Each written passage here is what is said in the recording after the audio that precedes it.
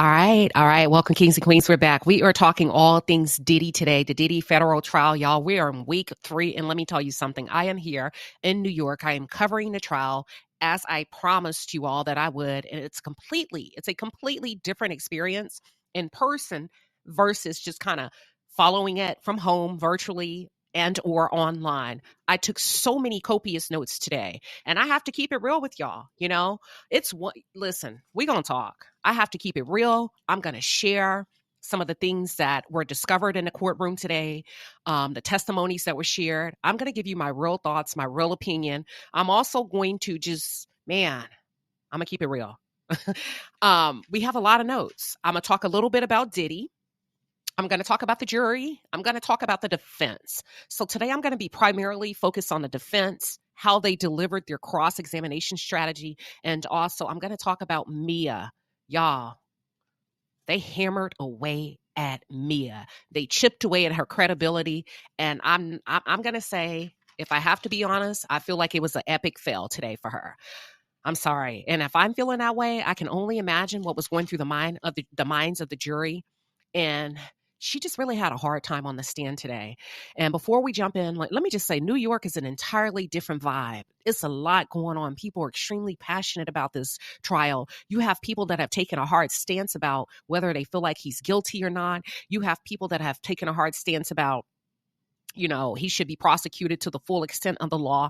I've met so many great people. I was able to not only get in the courtroom, I'm in the courtroom, y'all, in the courtroom. The family was seated 2 rows ahead of me, I do believe. I could have reached out and touched them, gave them a bottle of water. The kids look really, really good.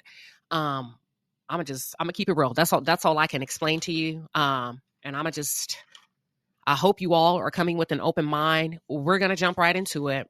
Let's go. For those of you who are just tuned in, or if you're new to the channel, welcome to the palace. I am Queen Sheba. I cover a variety of hot topics specific to reality television, but most importantly, I hone in on the psychological and the behavioral traits of the Black experience. Subscribe now. Listen, I want to give a shout out. For real. Hold on. I got to give a shout out to the special people that just helped me find my way around today. Tisha. Is it Tisha Tells or Tisha Talks? Tisha's phenomenal. She's phenomenal. She doesn't take herself too serious. She's friendly. She's open. She's lovely. She's engaging. Everything you see on camera is her in real life. I really appreciate her just being warm and open. So shout out to her. Shout out to Mims, who's very inviting. He's engaging. He's warm. He's lovely. Who else did I meet? Let me pause. Oh, I met Simone Redwine. Shout out to Simone. Very nice, very lovely, very kind. So I was able to say hi to Simone. Let's see, who else? Oh, there's somebody else I wanted to say hi to. Hold on. Shout out to Watching the World 777. Phenomenal dude. Literally held my hand through the entire process, okay? So I just want to, if there's anybody that I forgot about, please charge it to my head and not my heart. It was a magnificent day for us at the palace, at the Diddy trial. Y'all, we going to jump right into it, okay? Bear with me. So listen, we get into the courtroom. Initially, when I arrived at 6:30 this morning, I had a line holder, and the line holder, I was number 15 in line, okay? I was number 15 in line. I arrived. I exchanged places with my line holder, and as they began to separate us from the media, I moved from number 16 to number 6 in line. I said, all right, God, I see you. That made me feel like I'm in the right place. I'm supposed to be here, right? So I get through the line. We go through security. They take everything. Phones, everything. You ain't coming in there with nothing. And they mean business. Beautiful courthouse. Absolutely beautiful. Very, very organized process of getting in and out. And when I tell you, I was so happy to be in that courtroom. Beautiful, beautiful. The judge is sharp. I mean, I was happy to be there. Let's get into it. So the guy next to me, he whispers, he said, hey, get ready. Diddy's about to come out. Sure enough, here comes the defense team, and in walks Diddy. Now, I immediately began to write down my notes, and I'm going to share with you some of the things I jotted down. Keep in mind, this is my experience, right, of watching everything, whether it's true or not. I'm going to tell you what it was given and what I jotted down. And the reason why I have to jot it down, because it's important for you to understand and keep in mind, everybody is here and everybody is playing to win. And when I mean everybody, I'm talking about the prosecution and the defense teams, including Diddy, right? They are playing to win. So when Diddy walks out, this is what I wrote down. Diddy is demure. Humble. This is what he's presenting, y'all. Humble. He had on a nice sky blue baby sweater, really nice, with a collared shirt underneath, gray pants, tailored gray pants. Very good eye contact. He worked that room. When he came out, he worked the room. He looked around at us. He smiled. He waved. Nothing extravagant. Very warm, very nice, making sure to make eye contact with each and every one of us, right? We were in there before the jury came in. And he presented himself, in my opinion, to be fragile, non-threatening. His hair is gray, very, very gray. But he looks like a nice old man, very subtle. He adjusted the microphone at times for Brian Steele when he felt like Brian was not projecting to the jury or projecting to the judge. You could tell it was very important for Diddy. He wanted us to hear everything his defense team was bringing. And you know what? I don't blame him, because I feel like, listen, that's that Diddy money. So he probably felt like, listen, I'm going to need you to speak up. We got a lot on the line. He turned around to acknowledge someone in the courtroom. At first, I didn't know who this person is, but now I've come to learn that that's actually his god brother. And I'm going to roll some tape in a separate video. We were able to capture the family. So the man escorting the family in and out of the courtroom is actually his god brother. So I made a note and I put a question mark. Who is this man that he's acknowledging, right? His god brother. Then if you go down, I noted family and I put 2 rows. So the family were actually 2 rows ahead of me. I made another note. I said, his people are street. His people are hood. His people are about that life. Okay. Now let me go to Miss Combs. So can I keep it real with y'all? All right. His family actually came in a little bit later, about 45 minutes after the trial got started. So they're not new to this, they're true to this, and you can tell they have it down pat about when they want to walk in. So his mom walked in, blonde hair, little blonde little dude, giving Mary J. Blige. Listen, she's a very small, petite woman. Very small, petite, shaped very well. Listen, I made a note in parentheses, street, comma, she's been through some things. If you understand what I mean. The look on her face, she been through some things. This ain't her first rodeo. And I'm going to pause there. Use your imagination. As I was looking at his mom, because I hone in on the psychological and the behavioral traits of the Black experience, I said, I understand now why he picks a particular woman with a particular frame. If you see his mom in person, and if you see the women that are accusing him of sexual assault or devious sexual behavior, to me, they're all built like his mom, probably the way she used to look in her younger day. Are you following me? Okay. Are you on board? All right. So now for me, I've established the pick of the woman and the why. And listen, even Mia is small, petite. Cassie, small, petite. You know what I mean? There is a pattern here, and I'm tying it back to the mom. But let me move on. Let me go to Quincy and Justin. So I made a small note about them, and let me see if I can find it really quick. Quincy's very presentable, very nice looking kid, tall, lean, appears to be very well-mannered. He and Justin seem to have a really close relationship. No, that's not his name. His name is not Justin. The other boy, he's light-skinned. Hold on, give me 1 second, y'all. His name is not Justin. Hold on. All right, so we confirmed it is Justin. I was right. Okay, I was like, wait a minute. So Justin actually had on baby blue. You know what? All the boys, y'all, let me back up. All the boys had on blue today. If I'm thinking about it, Diddy had on baby blue. Justin had on baby blue. Quincy had on like a mixture of blue. Okay. He acknowledged his family when they came in. He acknowledged his mom. Diddy's very active. He's very aware of everything that goes on around him. So I can only imagine how involved he was in his day-to-day operations with Bad Boy and any and everything else. He's very aware. He's very sharp. I noticed that. But Quincy and Justin, so very presentable, appeared, very kind, very nice. Now, of course, this is important because the jury has to take all of this into consideration because the defense, their job is to paint this man as a normal, loving, doting father. And guess what? It's working. It's working because when you're sitting there in the courtroom, it's really hard to imagine. If you walked in and if you didn't know all of these things were going on, it would be hard to believe that a monster lies beneath any of this. So the defense have done a really good job of softening him up and making him presentable. And also, I think it was a great strategy on the behalf of the defense by not bringing the girls back to the courtroom. It's even better because now it gives thoughtful father, loving father, protective father, because there was some kickback. People did not like the fact that those girls were in the courtroom. And it seems like Diddy may have his ear to the ground by way of a third party or somebody on the outside. So it seems like he's corrected that strategy. I have not seen the girls. I've seen the boys, and his mother. Okay, let's move on. Now today, the defense continued to question Mia. And one thing that somebody else brought up is Mia and her team probably did not anticipate that she would be on the stand this long. And perhaps maybe that's why her testimony didn't seem to go over well today. So listen, where we start with Mia is they start to talk about these text messages, right? Where Mia is texting Diddy. So they're showing these text messages, and with the text messages and her responses, I jotted down there was some the highs. Well, she talked about the highs are highs and the lows are low. And with Diddy, her experience with Diddy, that when the highs were high, they were high, but the lows were low. Now, here's the thing. Mia really did not give solid, compelling evidence to support her claims of abuse when questioned. So much so that I felt like she was entering into the territory of appearing as a disgruntled employee. She never really said what he did today. And it came across as if she was just griping, right? That she was terminated because for whatever reason, and maybe this was just an off day for her, she wasn't able to back up her testimony. She just wasn't able to do it.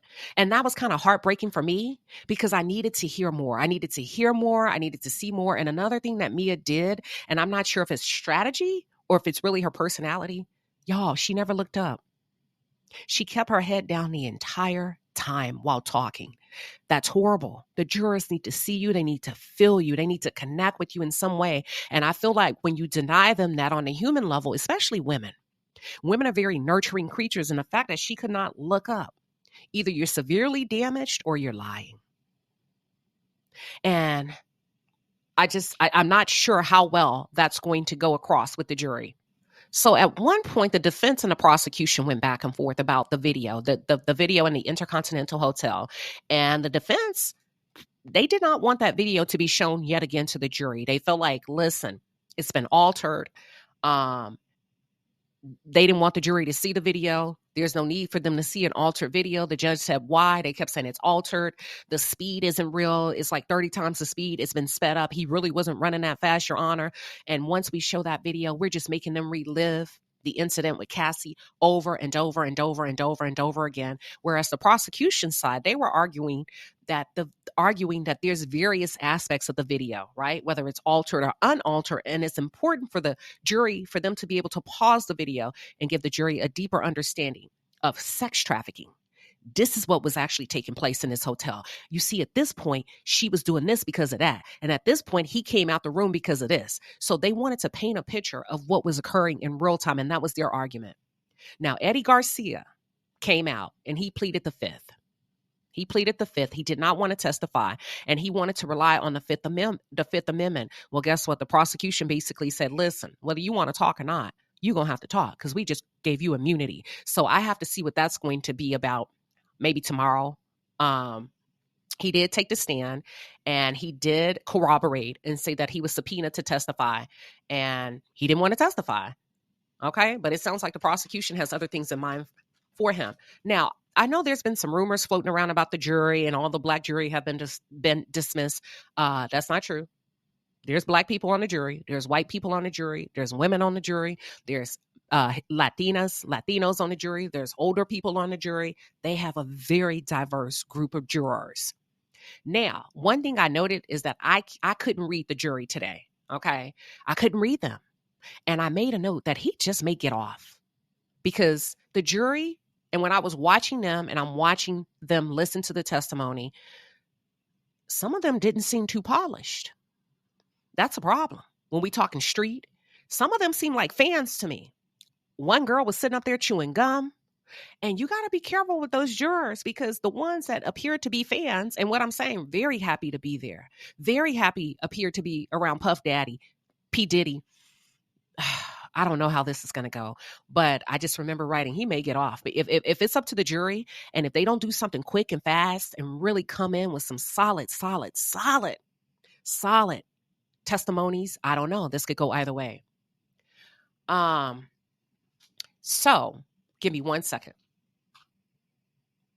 Today, Brian Steele led the defense, the line of questioning for Mia. Mia came in. She adorned like this creamy white outfit, blonde hair pulled back in a tight bun. Very, very, very dressed well for court. And the notes I made about her, I said, very petite woman. She kept her head down the entire time. Listen, I think that what they were trying to do, the prosecution, is this may have been strategy for her to keep her head down, to present her as a meek, scared, feeble, abused woman who's confused, who's going to who basically is going through PTSD and even possible Stockholm syndrome. Here's the problem with that. I don't know if that was the smartest strategy, because you get somebody like me who can sit there and read through that and make mental notes that actually Mia came across to me, even though she kept her head down the entire time, as a very sharp woman. I put direct, very sharp, direct. She seems to be a natural leader. She's strong. She didn't appear to be a pushover, as the prosecution wanted us to believe. And the first thing I thought is, oh my God, they're trying to clean up her image. Who is the real Mia? What is her background? What is it that they don't want us to know? And they have to overcorrect. And at this point say, you know what, screw it. Just keep your head down the entire time. So that left me very curious as to what it is they didn't want us to know about Mia. I want to talk a little bit about the line of questioning. At one point, they pulled up Mia's resume, right, on the screen in the court. And they said, we would like to review your resume that you presented to, when you applied for a job with Diddy. So when they pulled up this resume, y'all follow me very carefully. The resume, I'm just going to point out a few things that caught my eye. It says the ability to multitask. She works well under pressure. She's energetic, positive approach, 24/7. Pay very close, 24/7 availability. She attended James Madison University. I put in parentheses, this came directly from the resume, that she catered to celebrity clients and all of their needs. I kid you not. This was in a resume. Y'all, by the time they combed through that resume, it stood out like a sore thumb to me. I said, wait a minute. The defense has painted a picture that these women are thirst traps. I mean, they're thirsty out here. They're looking for a particular type of client. I'm going to tell you something. That's not how resumes are written. You know it, and I know it. And the first thing that came to mind to me was some of the Craigslist ads when these rich men are looking for personal assistants, secretaries, administrative assistants, where you have to submit a photo and submit your resume. I'm going to tell you what I really believe, and I could be wrong, but I have to go with my instinct. I think there may be this underground world in Hollywood entertainment industry where you're hiring these beautiful women under the guise of having a job, but they're really there to do more. You get what I'm saying? That's what that resume felt like, almost like hidden in plain sight. The language was off. That's not how you tailor a resume when you're working with the CEO. It was giving in exchange for what? And I'm trying to keep it real. That's what I start picking up as, not only as a woman, but as a corporate professional. Like, something's off about this resume. And I see where the defense is going with this without saying it and without painting too much of a negative picture, but it's out there now. Nah, this ain't a standard resume. Okay, so let's move on.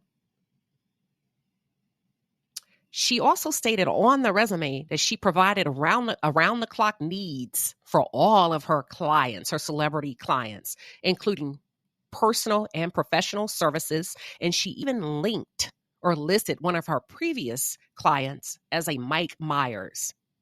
Now, at this point, they go through the resume and they start a line of questioning. And they were asking her, how come you didn't leave when you felt threatened?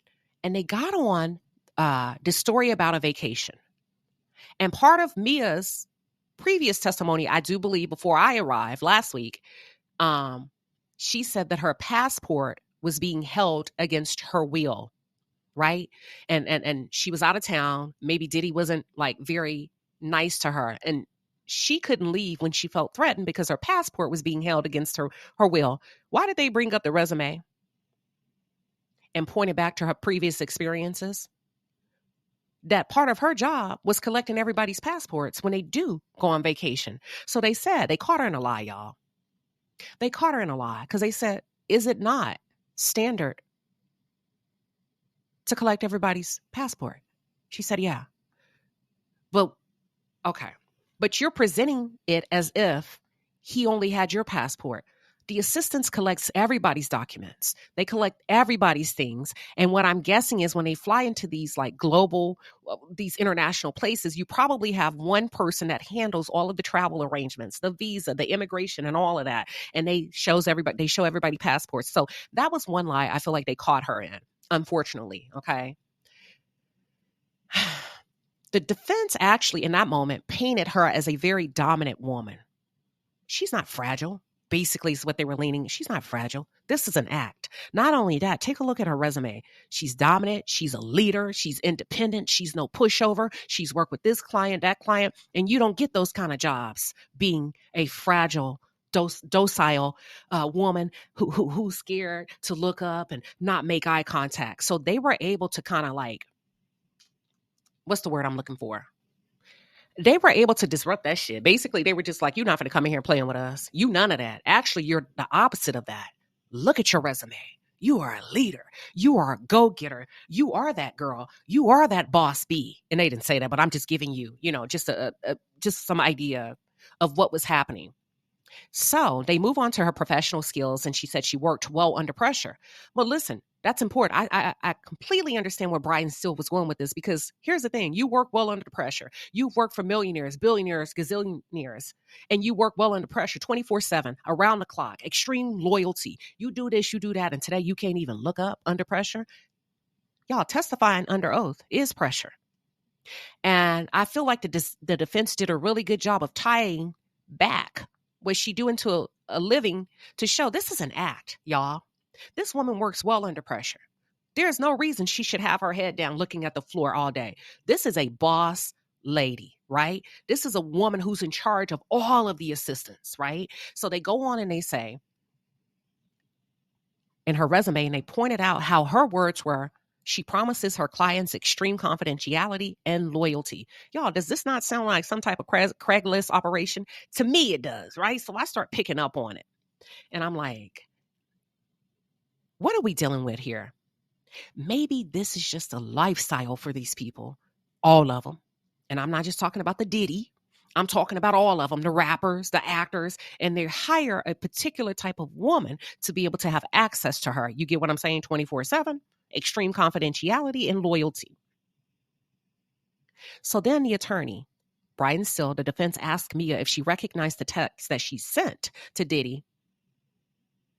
And she would take these long 10 to 20-second pauses. And in my head, I'm like, she's not coming across as credible, because either you recognize your text or you don't. And it doesn't, in my opinion, take 20 to 30 seconds to say yes or no. So I felt like that was a strategy, but it was also an epic fail. So her behavior came off a bit odd, extremely long pauses to the point everybody in the courtroom would look up from taking notes and wait, holding our breath, only for her to say yes. 30 seconds later, I do recognize those texts. And yes, I did send those texts to Mr. Combs. They ask her, can you read text 17, exhibit 17-30 through 33? She says, Merry Christmas. I love you so, so much. 2 days later, Diddy responds, same to you. Then she sends him another text on New Year's, and she says, Happy New Year. I don't think did he respond? I don't think he responded. So then they go through. So New Year, she say, Happy New Year. I love you. It's always extreme gestures of love, right? In her communication from her to him. Then they move on to January 15th. And she said, I had a nightmare. She sent Diddy this text. I had a nightmare. I was trapped and you came and rescued me. And the defense jumped on her. They said, Let me ask you this. This is the man that you claim sexually assaulted you. Is that correct? She said that is correct. This is the man that you claim brutally beat you. Is that correct? Yes. This is the man that you claim who's attempted to suffocate you. That's correct. But you share with him that you had a nightmare, that you was trapped, and he came to save you. Yes. Why would you send that? Why would you send that to this is the defense, right? Why would you send this to the person who sexually assaulted you? Why would you paint him as a savior? But you said he terrorized you. You said you terrorized you. He terrorized you, but in the text you say you love him and he's your hero. And of course, there was an objection. There was a lot of objections from the prosecution. At one point, there were sidebar conversations, and basically the prosecution accused the defense of badgering the witness. And I'll get into all of that later. So a week after January 15th, she sends another text. This is a week after the nightmare text. She sends another text. So she's still texting this man. Listen, keep in mind, she no longer works for him, right? She was terminated in 2017. So we're talking years after her ending a relationship with his corporation. She's still texting him. And y'all, most times he's ignoring her. And they said, can you tell us why you continue to text him? And sometimes you would not receive a response. And there will be days or weeks before he would respond. Why did you continue to outreach the monster or the man that did these horrible things to you? And she said that I was under his psychological control. They go, really? You were free. He doesn't reach out to you. You initiate communication with him. And keep in mind, she had a lawsuit, right? I'm going to get into all of that. Yet you feel the need to communicate with him? She said, yeah. So the defense goes on and they ask her, why are you reaching out? Unfortunately, y'all, Mia could not explain it. She could not explain it. She didn't have the words to be able to articulate why she's reaching out. And you know, in that point, in that moment when they were asking her, she paused, she kind of stuttered. And I'm going to be honest with you. I found myself having a conversation with myself in my head. And I say, I think she's in love with him. And it would have been better for me sitting in the audience for her to say that than to not have an answer. Because I think I would have had more sympathy, and maybe the jury too, if you just say, I love him. I know it sounds crazy, but for some reason I love him. And when she couldn't articulate it one way or the other, it just doesn't come across as credible. It looks like kind of like she had an obsession with him. Okay. She claims Diddy suffocated her. And the defense came back and said, why are you now saying you don't know? 2 days ago, you knew. 2 days ago, you knew exactly what he did. I mean, last week, you knew what he did. You knew everything that happened to you. And now you don't know anything. And they continue to kind of paint her as a liar. So then they go on to a text from November 3rd in 2023. Y'all, now we've moved up to her still texting this man, right? She was let go in 2017, 18, 19, 20, 21, 22. 6 years later, she's still texting this man. And when I tell you the texts are not just, hey, how you doing? God bless you. Long texts, meaningful texts. Texts to me that you would send like either to a spouse, a boyfriend, or a missed connection. So Mia continued to text Diddy up to 2 years ago. 2023, November 3rd, 2023, 12 days after Cassie dropped her $34 million lawsuit. Okay. So when Cassie dropped her lawsuit, 12 days after Cassie dropped her lawsuit, they said on the 16th of November of 2023, they asked her, initially, you made claims against Mr. Combs about being sexually assaulted. She said, correct. Is there a reason you didn't tell anybody? Is there a reason that you painted him as a savior? Is there a reason you didn't complain, right? They're saying, you didn't tell a family member? You didn't tell anybody you were scared? You said nothing? She said, yeah. They said, is there a reason why? She said, yeah, because this happened to me. Like, during the time frame it happened to me. In the 2000s, there was no Me Too movement. There was no way to really ask for support. People really weren't talking about sexual assault and mental health. Now, I'm going to have to say, I call a flag on the play.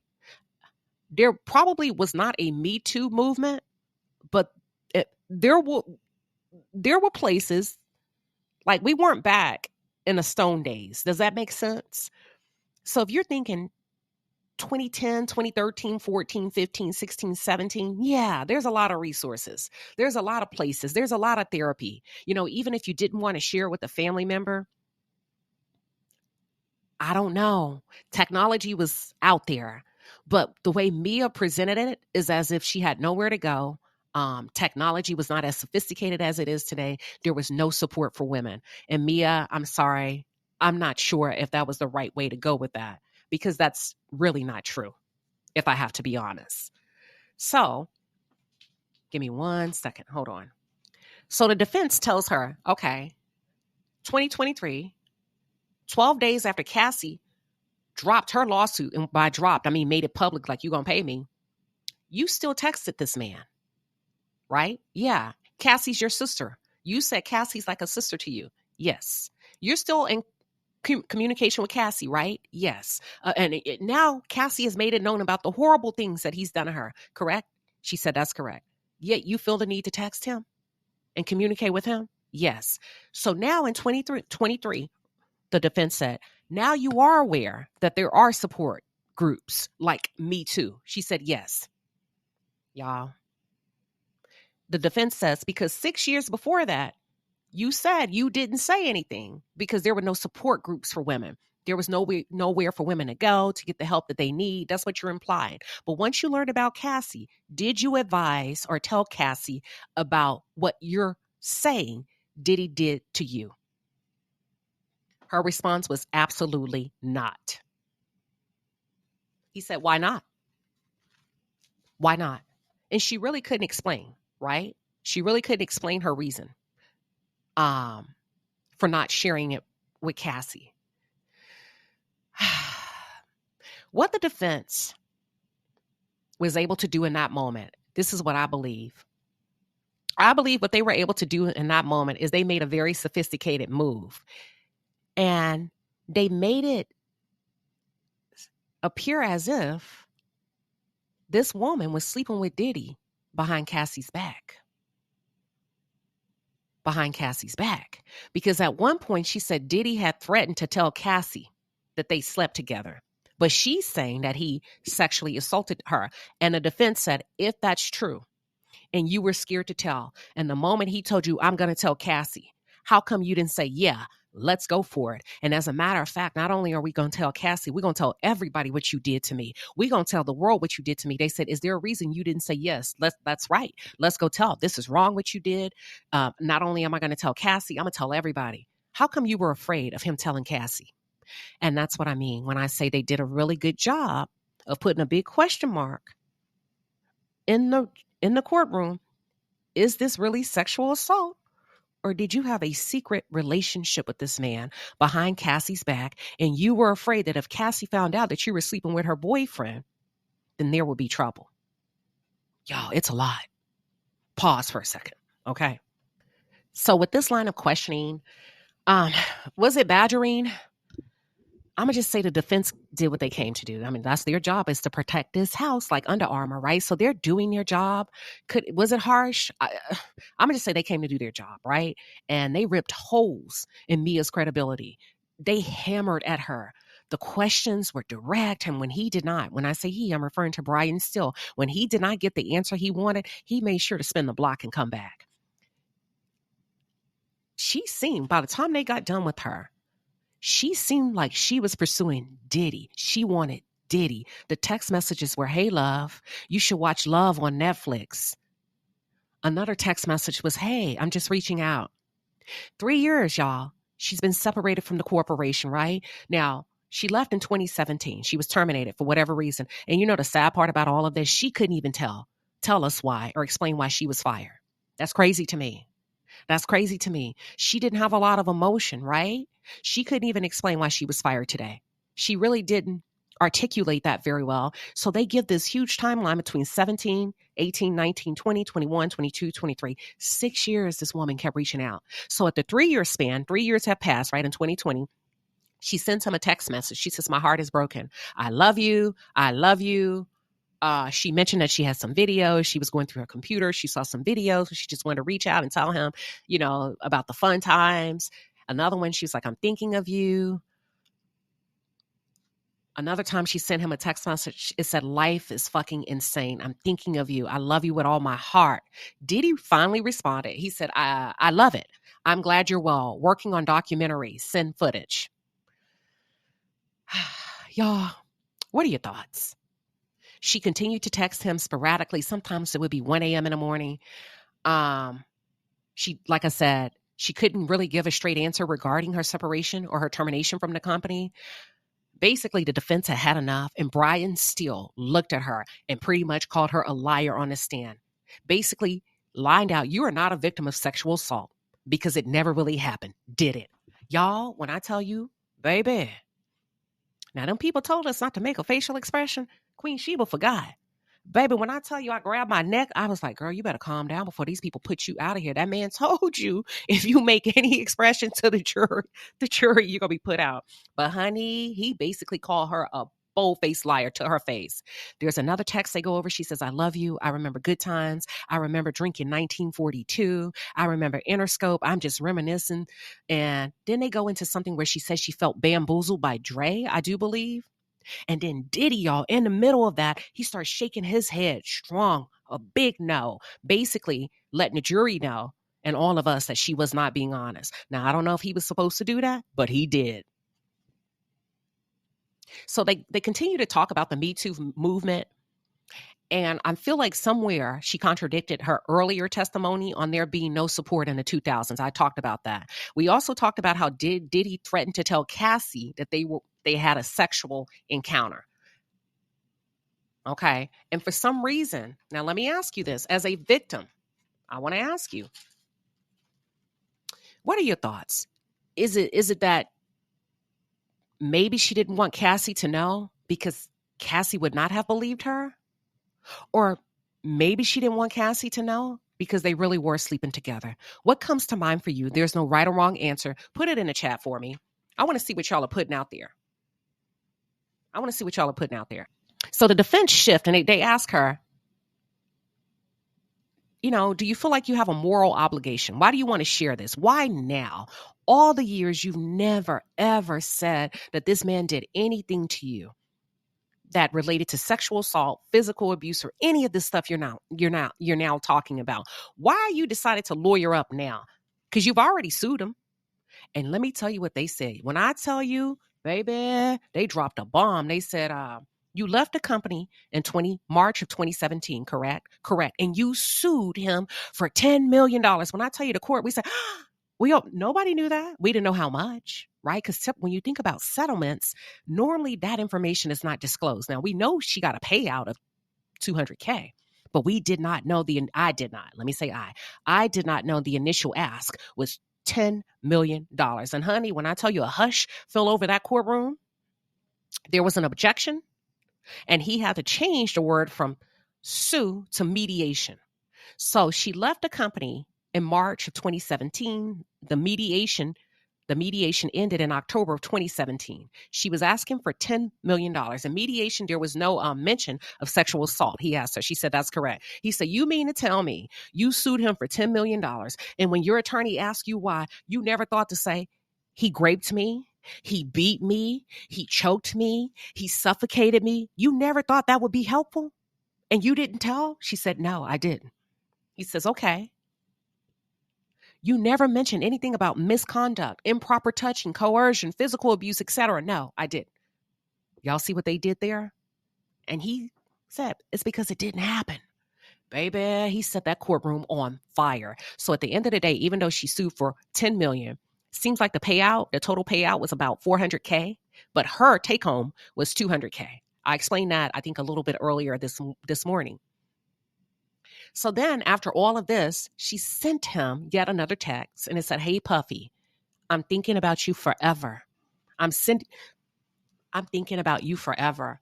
I'm sending you the biggest gust of love. And she mentioned how he's coming to her hometown.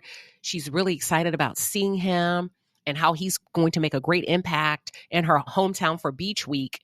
I'm going to be honest with you. They caught her in a lot of lies. They caught her in so many lies. So many lies.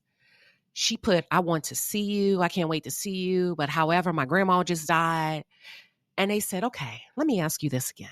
This man tormented you to the point you can't even look up from the jury stand. I mean, at anybody in the courtroom. She said, that's correct. But yet you're texting him. You're the center of my life. You're the focus of my life. I love you forever. I want to see you so bad. She said, well, I really didn't want to see him. And the prosecution say, if that's true, then why did you write that in that text message? Did he outreach you? She said, no, he didn't. But you outreached him. Yes. Did he tell you to say that? No, he didn't. Then ma'am, why would you say something that's not true? Y'all, I was done. Because at that point, I'm like, okay, if you're sitting there, do you understand what they did?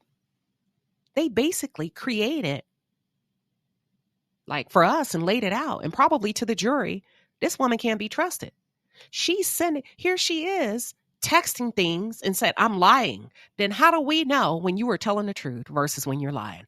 They did a really good job of that line of questioning. Pretty tough, but a very good job to tear down her credibility, okay? She couldn't explain why she would write that to him. She couldn't explain why she would say stuff like that to him. I'm sorry, y'all. I hate to say it. She lying. She lying. They go on and they enter into evidence exhibit 1750. And before they let us hear it, she puts in earplugs. They take her computer. She takes it off. They say, is that you? That's me. Did you see it? Yes. I saw the video. I heard the audio. So this is a video in 2013 that she made for Diddy for his 44th birthday. And what she's saying in the video is that you're the biggest inspiration in my life. You are the biggest inspiration. You're the best thing that's ever happened to me. And this was November 3rd, 2013. And where the defense was going with this is that basically saying, you know what? Who does this? Who does this? Who gets brutally beat, choked out, suffocated, accusations of rape, and then tell your perpetrator that he's the best thing that ever happened to you?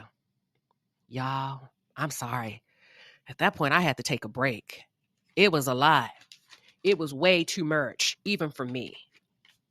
So I took a break. We braked. And then let me pick up where I came back in. So at this point, they dismiss the jury. Okay. The jury goes out.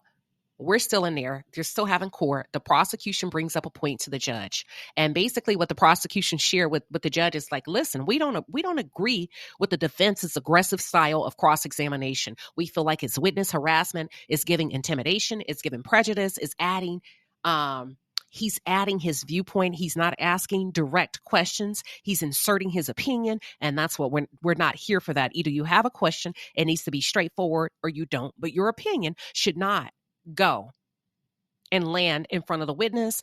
The prosecution made it very clear to the judge, it's important that we remember she's a victim so that it doesn't deter any other witness from testifying. Your Honor, we don't know who's in here watching that could be called to the stand. And if you allow the defense to continue this line of questioning in the way and in the manner in which they are doing it, we believe women are going to be scared to take the stand because they may get bullied. Well, the judge disagreed. He said, I didn't feel that the witness was intimidated and or harassed. However, I do agree with you regarding questions. And he turned to Mr. Steele. He said, is Mr. Steele still in the courtroom? And he said, Your Honor, I'm here. He says, listen, basically what he said is don't stack questions. For those of you that's not familiar, he said, with stacking questions, he said, I need you to get one question out at a time. You're asking her multiple questions, and then you're going back and you're running circles around and you're repeating your questions. Get to the point. Don't try to beat the system. Ask straightforward questions. That's it. That's all. Brian Steele said, okay, Your Honor. So Brian Steele, which is P. Diddy's one of the defense attorney, he said, I would like to he alerted the judge about some photos that he was notified about that morning. He said, listen, I told the prosecution and I want to enter these photos as evidence. The judge said, why? What's the point? He said, well, Your Honor, when I asked her, meaning Mia, how come she didn't confide in a family member? Is there a reason you didn't tell anyone what you're claiming that Mr. Combs did to you? She said, I couldn't. I was always working. I never had time for myself. It was hard to get a day off. The photos that Brian still wanted to enter as evidence showed Mia Y'all, hanging out with her family, vacationing. And the judge said, you can show the photos, you can do what you want, but where are you going with this? And basically the defense was saying, well, she said she didn't have time off. She said she did not tell anyone about her sexual assault because she didn't have any days off. She worked around the clock. The judge pretty much talked him out of that angle because he felt like it wouldn't get him anywhere. So what? She went with her family. So what? She had a vacation. I mean, you can go that route if you want to go that route, but is it going to highlight anything different in this case? So Brian, I think he picked up what the judge was putting down. You might want to leave that alone. But what he was insinuating is that the photos contradicted her testimony of not having time with her family because the images said otherwise. She testified she had no time away, and he wanted the photos entered as evidence. And this is important. This is important because it shows a history of Mia lying. You said your passports were taken. That's not true because you're the one that collected the passports. You collected everybody's passports. You're the director of assistants. You have everybody's passports, including your own. Now you're saying that you could not tell anybody because you never got a day off. Explain these photos on social media of you vacationing, out with friends, hanging out, having a good time. Not only that, they got to a point where Mia was painting a picture that, listen, I'm scared of Diddy. You don't go against his will. You do everything he says. They get to a point where she said that she was ordered, she and Cassie, not to go to a party. They went to the party anyway. And basically the defense came back and said, if you're so scared and if he's this big bad monster and you don't go against him, then why'd you go to that party? Listen. True. That's a good point. So the defense hones in on her relationship with Cassie. And she said, yeah, me and Cassie were besties. And he said, that's not what you said. That's not how you described your relationship with Cassie. You said that last week you said Cassie was your sister. And not only did you say she was your sister, you continued your relationship with Cassie after 2017. 2017 is important, you all, because she left the company. She left Bad Boy Entertainment. She was no longer working for Diddy. And she said, well, I feel like I was forced to lie to Cassie about Diddy's whereabouts. And I never told Cassie that Diddy beat me up. I never told Cassie that he essayed me. And Brian said, okay, if that's true, if all of this is true, and you say all of this happened, right? Yeah. Then how come you never encouraged Cassie to leave Mr. Combs? As a matter of fact, when Cassie came to you as a sister and told you she didn't like his behavior, he was mistreating her, you convinced her to stay. You told Cassie that Diddy's brain, Mr. Combs' brain, is rewired and he only lashes out at those that he loves. And she shouldn't take it personal. Just take it like a child that throws a temper tantrum, right? But he still loves his family. And you encouraged Cassie. And not only that, you told her not to listen to anything, any negativity about Diddy. And ma'am, if he was such a monster, and even if you couldn't do it for yourself, how come you prioritized him over her, your sister? How come you stuck up for him? How come you told her he's a good guy? He's just misunderstood. Y'all, she couldn't really answer that. She could not answer that. They moved on and they said, listen, you talked to the feds last year. Do you remember that? She paused, y'all. 30-second pause. He said, you don't remember talking to the feds? She said, I don't really know the exact dates. He said, you know what? Let me refresh your memory because I know when you talked to them. And not only were you talking with the feds, you met with them several times. Your first meeting with the feds was January 5th, 2024. Did you mention to the feds that you were assaulted sexually by Mr. Combs? No. Did you mention to the feds that Mr. Combs attempted to suffocate you? No. Did you mention to the feds that he brutally beat you? No. Ma'am.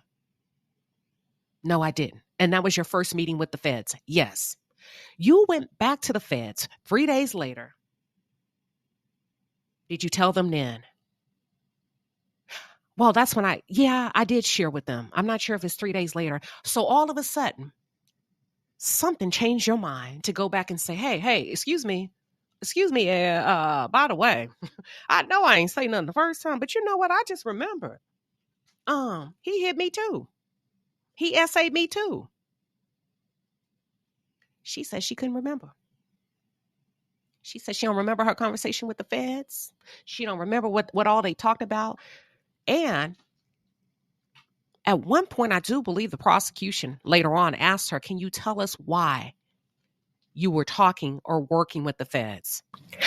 So later on, she didn't say this while she was talking with the defense, but later on, and I'm going to say this, I really like the way the prosecution held her tenderly. They were able to help her clean up areas where she kind of went astray. But later on, when the prosecution was questioning her, what she shared with the courtroom is, now I know why I talked to the feds.